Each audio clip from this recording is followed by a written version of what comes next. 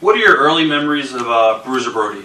The very first time you ever met Bruiser Brody? Good. You know, he was a good guy.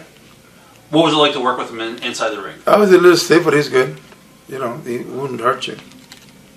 Was he ever difficult behind the scenes at all, or? Well, no, not with me. I really never had any problem with him. Easy to get along with, and yeah, he was. And obviously, he was good business for the company. Yeah, big business. Other than Abby, he was the next. Obviously, we're to talk about it. It's a big story. What happened, you know, with Bruiser Brody and Jose Gonzalez and Invader #1 and the locker room? Well, I really wouldn't like to go into it because I don't know really much of it. The only thing I knew that they had differences before. I was going to ask you. I mean, did you know that there was heat between the two before their incident? Did you know that there was trouble brewing? Not really. Not until it happened. You know, that's when all those things came out because neither one of them, you know, they worked together and everything was fine. You know. All right. If I knew that it was heat, I would have separated them and stopped using one of them. Now, I've heard different stories. I'm going to just tell you what I heard. I know. Yeah, I know. Right. You must have heard a million stories. I heard from Victor told me, and a lot of the boys that we've done interviews with said. What, Victor Quillones? Yeah. I talked to Victor when I was in the islands a couple times, and he had told me that stemming back in the late, I guess, 70s, early 80s, when Jose worked for WWF as a job guy, that Frank would be there, or Bruiser Brody, and he was a little bit too stiff with him, maybe took him to the limits and didn't pay him respect. And then later on down the line, when well, first of all, if he told you that, he lied to you because Jose Invader was never a job guy for Vince. Right. He was a mid-carder.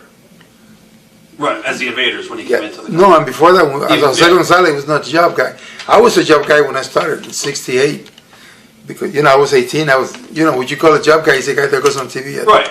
But Jose was working all the house shows with the Samoans, with Moondogs, and he was not a job guy. But I don't know what those differences. I didn't know about that until that incident.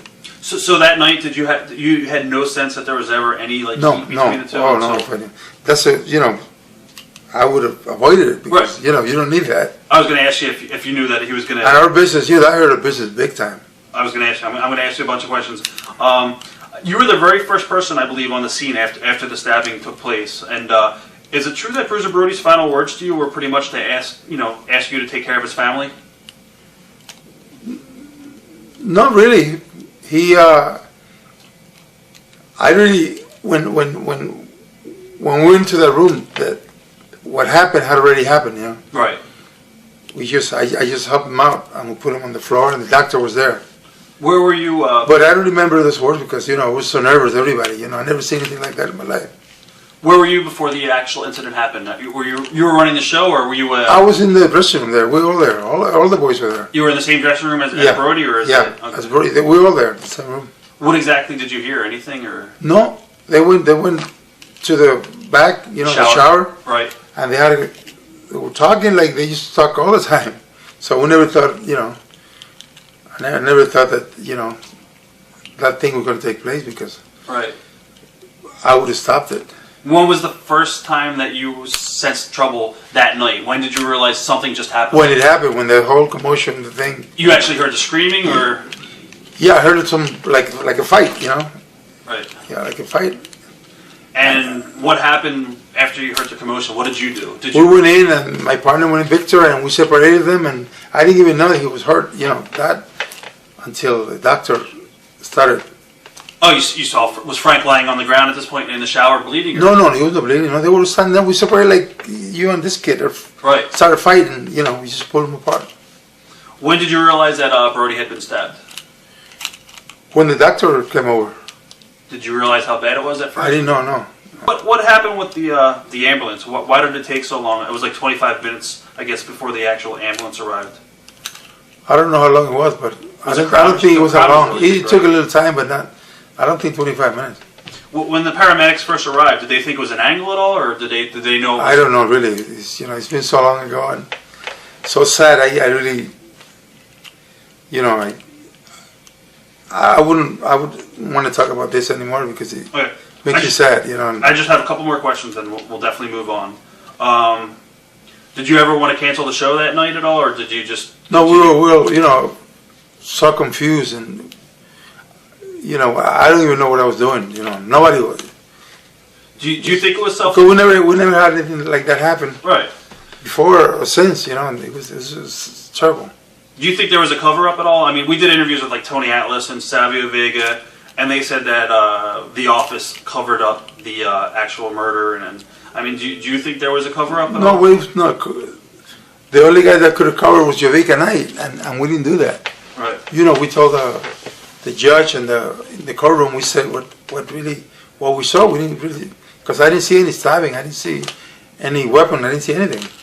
Do you think it was a case of self-defense? Do you think that?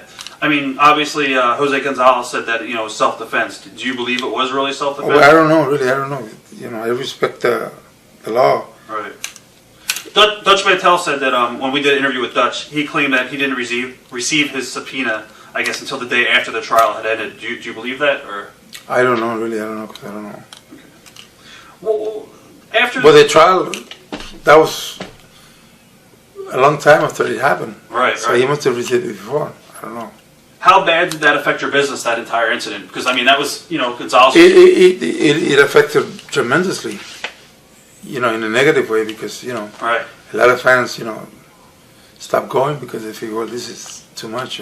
Did a lot of the American guys that you booked? I know Abby was one of them. Tony Atlas said they weren't going to work there anymore. How did you take that? Did you take it as a personal insult, or did you? No, they were. I know they came back eventually.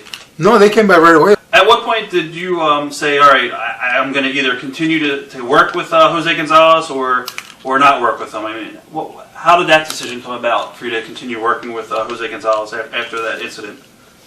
Well, he when he came, innocent, then we couldn't really hold that against him because we'd be being prejudiced. Right. After that had happened, I believe in 2005, you had the Bruiser Brody Memorial Cup. Do you think that was in poor taste for the company to promote it as the Bruiser Brody Memorial Show, or? No, because he was one of our great stars. Okay. Like we have the Abdullah Memorial, and we have Right.